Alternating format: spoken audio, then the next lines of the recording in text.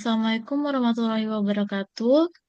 Eh, jadi pada kesempatan kali ini kita akan mempresentasikan laporan wawancara pada subjek lansia.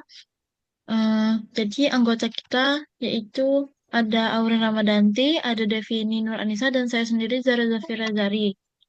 Jadi akan dimulai dengan subjek M. Jadi subjek M itu punya saya Aurina Madanti. Yang pertama, subjek M itu tuh situasinya, subjek merupakan sosok yang senang berinteraksi sosial, terutama sejak kepergian suaminya, sempat subjek ini merasa kesepian. Tapi untuk mengatasi hal tersebut, jadi beliau itu tuh sering rutin mengikuti kegiatan senam pagi di SD 002 di Kebaktian. Nah, terus eh, sarana bersosialisasi ini tuh menjaga dan juga untuk menjaga kesehatan beliau. Nah, rasa sepi itu juga berkurang karena anak bungsu dan suami dan cucunya itu tuh menemani masa tuanya. Lanjut, ada spiritual dan makna hidup. Bagi subjek, ibadah menjadi prioritas utama di usianya saat ini. Nah, beliau merasakan kedekatan spiritual yang semakin mendalam dan rutin menjalankan sholat serta membaca Al-Quran setiap harinya. Lanjut. Yang ketiga ada perilaku. Saat diwawancarai, subjek itu tuh kayak menunjukkan gestur tubuh aktif sesekali, tampak malu, dan juga subjek itu tuh sering maju ke depan saat saya itu tuh memberikan pertanyaan. Lalu setelah dia mendengarkan apa pertanyaannya, beliau itu tuh kayak malu gitu. Nah, habis itu tuh subjek merasa tidak mengalami banyak tantangan di usia tuanya karena subjek ini tuh sangat terlihat bodoh amat dalam hal-hal yang negatif karena menurut dia di masa tua itu tuh harus memikirkan hal-hal yang positif. Nah, terus karena subjek ini tuh berasal dari suku Bugis. Nah, jadi subjek itu tuh berbicara dengan logat Bugis. Contohnya ada akhir kata imbuhan seperti mik. Jadi kayak tidak mi gitu. Nah, lanjut di sini ada kondisi fisik. Nah, subjek memiliki kondisi fisik yang cukup baik meskipun beberapa tahun yang lalunya subjek itu tuh pernah mengalami stroke ringan. Nah, yang menyebabkan jalannya itu sedikit pincang dan juga tangannya itu kaku dan yang menyebabkan subjek itu tuh tidak bisa menulis nama dan juga tanda tangan di inform consent. Nah, terus eh, subjek itu tuh masih sering kontrol ke rumah sakit karena stroke ringannya juga, kolesterol dan juga hipertensinya. Pendengaran dan penglihatan subjek itu tuh masih berfungsi dengan baik. Lanjut,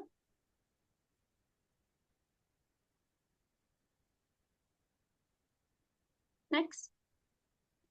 Nah, di sini ada kondisi psikologis.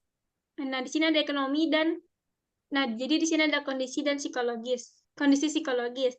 Nah, kondisi emosional subjek itu tuh tergolong stabil karena dukungan keluarga dan motivasi untuk hidup sehat itu tuh sangat tinggi banget untuk subjek itu tuh hidup termotivasi untuk hidup yang sehat. Nah, karena subjek tuh tetap aktif bersosialisasi melalui senam dan berkumpul dengan keluarganya di rumahnya gitu. Nah, subjek ini juga memiliki rasa percaya diri yang kuat dan tidak pernah terpengaruh dengan hal-hal yang negatif tadi yang saya bilang sebelumnya. Lanjut, lingkungan sosial budaya itu tuh subjek tuh menjalani hubungan yang baik dengan keluarga, tetangga, dan juga kerabatnya. Yaitu subjek itu juga memilih untuk fokus pada hal-hal penting di usianya sekarang dan tidak memusingkan hal-hal yang sepele. Nah, pekerjaan rumah tangga tuh nggak lagi dilakukan subjek karena anaknya melarang demi menjaga kesehatan kondisi fisik ibunya. Lanjut. Nah, di sini ada ekonomi dan kemandirian. Pekerjaan rumah sehari-hari itu dikerjakan sama asisten rumah tangganya, sementara dulu tuh subjek aktif mengelola kebun congkeh miliknya, tapi sekarang udah tidak karena dia merasa mungkin udah lelah. Akhirnya itu diserahkan ke anaknya yang pertama. Nah, lingkungan fisik, wawancara dan observasi yang saya lakukan itu tuh di halaman sekolah 002 tadi saat senam pagi. Subjek juga menunjukkan senang berinteraksi itu karena lingkungan yang ramah dan juga dukungan keluarga dan teman-temannya. Dan selanjutnya akan dilanjutkan oleh teman saya. Oke, jadi kita lanjut ke subjek A. Jadi subjek A ini berusia 74 tahun. Beliau ini perempuan, dia tinggal sama suaminya yang berusia 76 tahun. Dia juga tinggal sama anak, cucu, sama cicitnya dalam satu rumah. Jadi beliau ini sudah terbiasa dengan suasana rumahnya yang ramai. Jadi kalau misalnya dia ditinggal pergi liburan atau sekedar pergi kerja, anak-anaknya dia merasa sedih. Terus untuk avoid rasa sedihnya itu dia rutin ngikutin kegiatan senam prolanis. Jadi dia itu waktu datang ke lokasi dia jalan kaki dari Jalan Abdul Muthalib yang cukup dekat. Lalu untuk perilakunya saat wawancara berlangsung, subjek itu sangat ramah. Bahkan waktu datang itu, waktu kita belum kenalan, eh, subjek ini tuh langsung datangin kita untuk salim gitu sama kita. Terus untuk perilakunya yang lain, setiap saya bertanya itu, subjek itu selalu membalas dengan senyuman. Lalu kondisi fisiknya, beliau ini memiliki tinggi yang cukup pendek, 150 cm. Terus tubuhnya itu, postur tubuhnya itu sedikit bungkuk, tapi nggak bungkuk banget untuk orang yang 74 tahun. Lalu eh, untuk berjalan kakinya juga langkahnya nggak yang cepat banget juga, tapi nggak terlalu lambat. Terus beliau ini cerita kalau beliau punya diabetes, tapi untuk kesehariannya beliau nggak membatasi makanannya, cuman mengurangi porsi. Jadi untuk makanan manis sebenarnya beliau masih mengonsumsi, tapi beliau itu rutin mengonsumsi obat yang diberikan. Jadi senam ini tuh kan diadakan sama klinik. Jadi kalau ikut senam Prolanis ini dapat apa namanya? Dapat obat diabetes gitulah. Lalu untuk kondisi psikologisnya sendiri, subjek itu bilang kalau di masa tuanya sekarang cuma menjalani kehidupannya dengan senang, gak ada rasa sedih, takut, menyesal ataupun gelisah. Walaupun subjek itu tuh ada ketakutan naik motor karena dulu beliau itu pernah kecelakaan dan patah tulang dan terlihat di tangannya dia ada kasih lihat kayak tulangnya tuh bengkok gitu. Nah, itu karena waktu digonceng suaminya, yang suaminya ini penglihatannya udah kurang jelas, jadi nabrak trotoar gitu, terus jatuh dan menyebabkan patah tulang tadi. Lalu untuk lingkungan sosial budaya sendiri, hubungan beliau dengan anak-anak, cucu serta cicitnya, mereka itu sangat menyayangi. Dia juga aktif interaksi sama tetangga karena beliau ini walaupun usianya udah 74 tahun, tapi masih belajar mengaji. Nah, dia biasanya ngaji itu sama cucu-cucunya. Jadi beliau bilang kalau beliau itu yang paling tua belajar ngaji di situ. Tapi walaupun udah tua, beliau itu nggak malu untuk tetap belajar. Nah, beliau juga sering diajak jalan-jalan sama keluarganya, kayak misal ke kebun atau ke luar kota. Tapi beliau nggak mau kalau misalnya naik motor, lagi-lagi karena trauma yang tadi jatuh dari motor. Jadi dia Jadi beliau itu memilih untuk tinggal di rumah aja. Lalu untuk spiritual dan makna hidup, beliau tuh menyatakan, kan waktu saya tanya, ada nggak eh, keyakinan tertentu? Beliau itu cuma jawab, keyakinannya cuma satu, ya cuma Allah katanya. Jadi kayak mengaji, terus sholat fardu, sholat sunnah, gitu-gitu aja sih. Lalu untuk ekonomi dan kemandiriannya, eh, kalau kehidupan sehari-hari, beliau bilang beliau itu bisa eh, melanjutkan aktivitas sehari-hari tanpa bantuan orang lain. Walaupun kadang kalau misalnya mau beli cemilan atau mau beli apa yang agak jauh itu beliau tetap minta tolong anterin sama cucunya yang berusia 20 tahun. Lalu untuk ekonominya sendiri, beliau nggak ada nyebutin spesifik. Terus untuk lingkungan fisiknya sendiri, jadi wawancaranya itu kan sebelum sebelum senam dilakukan, itu di SDN 012. Nah, di sana itu beliau kelihatan sangat ceria, terlihat dari cara beliau berinteraksi dengan lingkungan sekitar. Di sana juga beliau terlihat senang karena bisa sosialisasi sama banyak orang yang mengikuti senam juga. Nah, sekian dari subjek A, akan dilanjutkan oleh teman saya. Baik, selanjutnya adalah subjek M. Situasi subjek M yang pertama, subjek itu berusia 63 tahun dan dia sangat menghargai masa tuanya dengan menjalani hidup yang aktif. Ia juga tinggal bersama anak bungsu dan cucunya setelah suaminya meninggal sekitar 4 tahun yang lalu. Subjek juga menjaga toko bengkel milik anaknya yang sebelumnya itu miliknya subjek juga, terus diwariskan ke anak bungsunya itu. Jadi dia sering jaga toko bengkelnya itu buat ganti-gantian sama anaknya. Terus subjek juga aktif menekuni hobinya yaitu memasak. Terus, selain itu, subjek juga rutin mengikuti senam mingguan di SDN 012.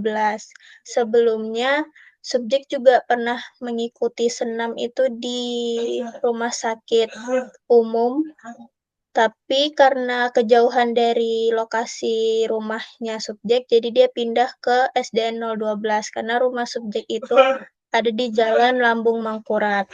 Terus kalau untuk perilaku, subjek menunjukkan sikap terbuka dan ekspresi ramah dengan logat Bugis yang khas saat berbicara karena subjek itu memiliki suku Bugis. Terus setiap saya memberi pertanyaan, subjek itu membalas dengan senyuman. Terus terutama karena pas saya bertanya tentang keluarganya, subjek itu selalu tersenyum yang lebar gitu karena kayak merasa sangat sayang dan bangga terhadap keluarganya. Terus selama wawancara, subjek mengenakan kaos olahraga biru tua dengan garis putih di bagian bawahnya, terus dengan celana hitam sama jilbab putih yang di depannya itu diikat. Terus menggunakan sepatu bergaris silver. Lanjut. Untuk kondisi fisik subjek, memiliki tinggi sekitar 160 cm dan berat sekitar 50 kg. Subjek juga memiliki riwayat tekanan darah tinggi, namun sekarang jarang kambuh karena pola makan sehat dan olahraga rutin yang sering dijalani subjek. Subjek juga terlihat bugar meski berjalan dengan hati-hati karena subjek dahulu bercerita pernah memiliki sakit sendi lutut yang sekarang juga udah mulai membaik karena subjek udah sering ikut senam. Terus kalau kondisi psikologi subjek, subjek sekarang itu jarang merasa kesepian karena kan subjek juga tinggal bersama anak bungsunya sama cucunya juga. Jadi sering main sama cucunya. Jadi kalau untuk merasa kesepian itu udah jarang. Terus subjek juga merasa tenang tanpa kekhawatiran dan kini subjek fokus beribadah serta menjaga kesehatan agar dapat terus mendampingi cucu-cucunya hingga dewasa. Next, untuk lingkungan sosial dan budaya subjek, subjek memiliki hubungan harmonis dengan keluarganya. Anak dan cucunya rutin mengunjungi serta memperhatikan kesehatannya. Untuk subjek ini memiliki 3 anak dan masing-masing tuh udah berkeluarga. Subjek juga sering dikunjungin sama anak-anaknya tuh sekitar seminggu sekali, kayak kalau di weekend gitu-gitu sering didatengin sama keluarganya buat jalan-jalan atau menghabiskan waktu bersama, entah di rumah atau di luar.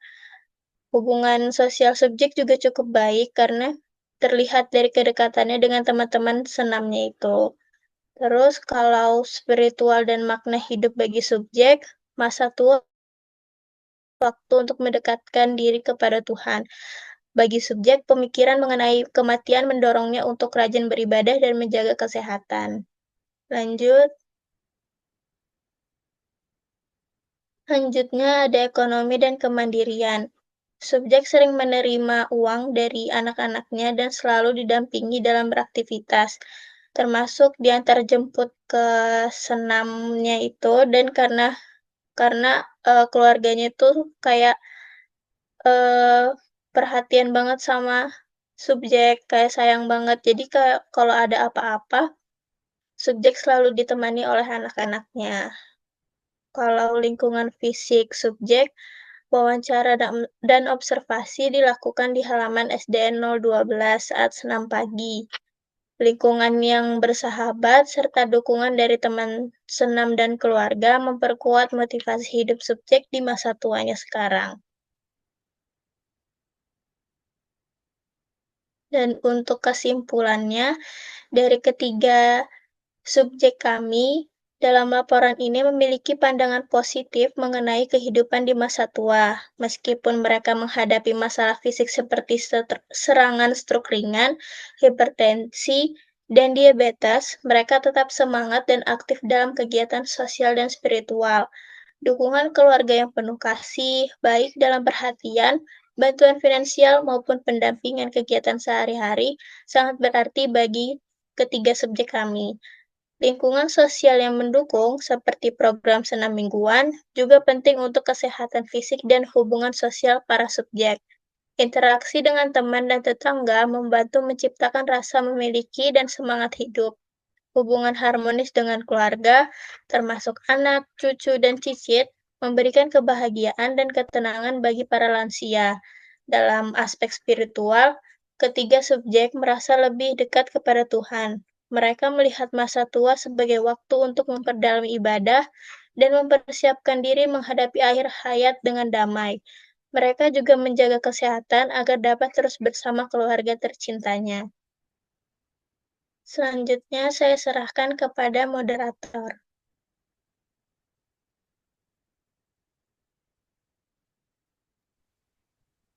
Oke, baik. Sekian presentasi ketiga subjek dari kita. Mohon maaf bila ada kesalahan. Terima kasih sudah mendengar sampai akhir. Kami tutup. Assalamualaikum warahmatullahi wabarakatuh.